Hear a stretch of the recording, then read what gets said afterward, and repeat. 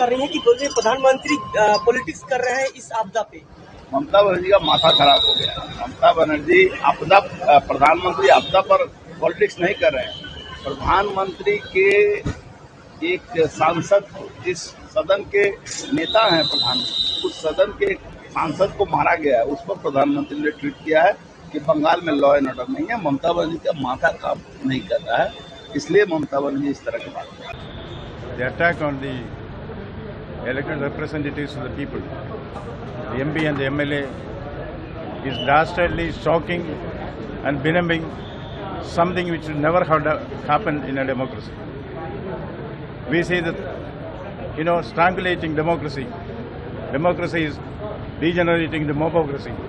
This cannot be allowed to continue in an enlightened state like Bengal. It's very shocking that all this happened in the presence of the police. Police are supposed to uphold the Constitution of India and the rule of law, but they are conniving that or not doing their duty. This is a very sad state of affairs.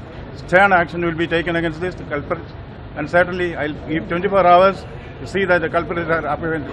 Otherwise, serious action which is demanded under the Constitution of India and the rule of law will be taken. देखिए, पिछले 2 दिन से जिस तरह उत्तर बंगाल पूरा ये भूमिधस landsliding और बारिश के कारण पूरा ध्वस्त हो गया है, यहाँ लाशों की मिছিল और हो गया है, बहुत सारा लोगों का जान चले गए, बहुत सारा जो वाइल्ड लाइफ का जो जीव जंतु है उनका भी जीवन चला गया। और उसके बावजूद हम देखें कि इस राज्य के मुख्यमंत्री वो कोलकाता में कार्निवल लेके बिजी है, और उत्तर बंगाल के जनता का लिए उनका कितना ममता है, क्या उतना माया है, वो हम समझ सकते हैं। इससे पहले भी उत्तर बंगाल के दशमी के विसर्जन के समय 8 लोगों की जान चली गई थी उत्तर बंगाल के माल बाजार में। उस समय भी मुख्यमंत्री यहाँ नहीं आए। अगर इस तरह का घटना अगर कोलकाता में होता, अब पश्चिम बंगाल के मुख्यमंत्री क्या कर सकते थे, वो कोलकाता में ये कार्निवल, तो निश्चित रूप से उत्तर बंगाल के जनता के लिए और ममता दीदी के मन में क्या है और तृणमूल कांग्रेस के मन में क्या है, सबको पता है। आज जिस तरह से तृणमूल कांग्रेस के कोनो मंत्री और कोई मुख्यमंत्री काल तक नहीं आए थे, और उसी समय हमारा भाजपा के जितना विधायक है, जितना सांसद है, अपने अपने क्षेत्रों में जितना कार्यकर्ता है, सब लगे हुए थे लोगों के त्राण में, लोगों के पास सहायता करने के लिए। और इसी तरह आज अपना राज्य सभापति समीक्षा उन्होंने आए, वो भी राज्यसभा के सांसद है, और उत्तर मालदा के सांसद MP खगन मुर्मू जी वो भी आए थे, और उन्होंने सब मिलकर नागराकाटा परिदर्शन के लिए गए थे, लोगों को राहत पहुंचाने के लिए गए थे, लोगों के पास मिलने के लिए गए थे, लोगों को क्या सुविधा असुविधा है ये देखने के लिए गए थे। और उसी बीच अचानक हमारे सांसद के ऊपर ये तृणमूल के दुष्कृति, तृणमूल के हरमात, तृणमूल के जो लोग हैं उन्होंने अटैक कर दिया, हमला कर दिया, और बुरी तरह से उनको जख्मी किया गया। उनको पत्थर और ईंटों के टुकड़े से उनका सर पर, उनका मुंह पर अटैक किया गया। आज वो गंभीर रूप से घायल है। हम चाहते हैं कि बहुत जल्द उनका स्वास्थ्य ठीक हो जाए सही तरीके से, ईश्वर से हम यही प्रार्थना करते हैं। लेकिन पश्चिम बंगाल के जो आज का ये परिस्थिति है, इसमें पश्चिम बंगाल में ना तो गणतंत्र है, ना यहाँ के लोग सुरक्षित है। यहाँ जहाँ MLA और MP सुरक्षित नहीं है, तो आम जनता का तो बात छोड़ ही दीजिए।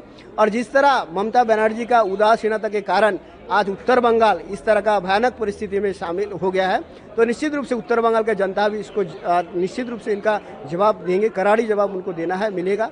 और जिस तरह से आने वाला 26 का चुनाव है, और इसी बीच जिस तरह के एक के बाद एक घटना, 2 दिन पहले हमारा कोचबिहार के जो प्राक्तन भूतपूर्व सांसद रहे और केंद्र के भूतपूर्व मंत्री भी रहे निशित प्रभु जी, उनका ऊपर भी अटैक हुआ।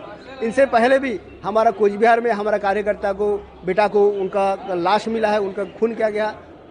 तो जिस तरह से एक के बाद एक घटना घटा, तो बंगाल में 356 धारा लागू होना बहुत जरूरी है।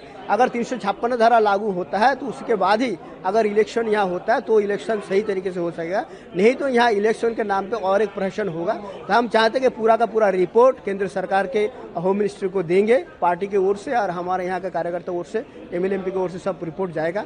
हमारा गवर्नर साहब भी आज यहाँ पे आए हैं, वो भी इलाका परिदर्शन कर रहे हैं, राहत कार्य में पूरा केंद्र की टीम लगे हुए है। तो निश्चित रूप से इस तरह का घटना अगर होते हैं तो हम केंद्र सरकार को ये मांग करते हैं कि बहुत जल्द या बंगाल में 356 धारा लागू किया जाए।